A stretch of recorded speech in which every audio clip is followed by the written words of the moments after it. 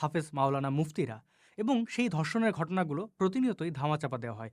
কয়েকটি ঘটনা আমাদের সামনে আসে, যে ঘটনাগুলো সামনে আসে তার শাস্তি হিসেবে পুলিশ সেই ধর্ষকদের গ্রেপ্তার করে এবং কয়েকদিন তারা জেল খেটে বের হয়ে যায়, এবং মাদ্রাসা বা মসজিদ কমিটি তাদেরকে বদলি করে দেয় অন্য কোনো মাদ্রাসায় বা অন্য কোনো মক্তবে, যেখানে গিয়ে তারা নতুন ছাত্রছাত্রীদের টার্গেট করে ধর্ষণের উদ্দেশ্যে, যেমনটা হয় বাংলাদেশে পুলিশের ক্ষেত্রে, ঘুষ খেয়ে বা কোনো ধরনের দুর্নীতিতে ধরা পড়লে তাদের এক থানা থেকে অন্য থানায় ট্রান্সফার করা হয় এবং সেখানে গিয়ে তারা তাদের খদ্দের খুঁজে নেয়।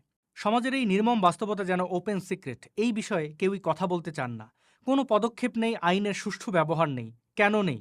কারণ ইসলামিক শিক্ষা প্রতিষ্ঠানগুলোর পরিচালকেরা মনে করেন যে এই ঘটনাগুলো সামনে আসলে মক্তব বা মাদ্রাসার ক্ষতি হবে, বদনাম হবে, তাই এই ঘটনাগুলো ধামাচাপা দিতে হবে।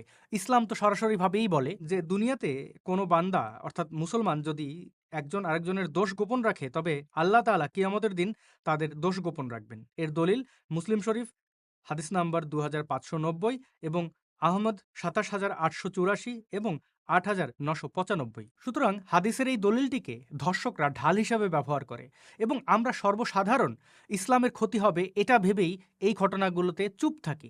প্রতিদিন শত শত ঘটনার মধ্যে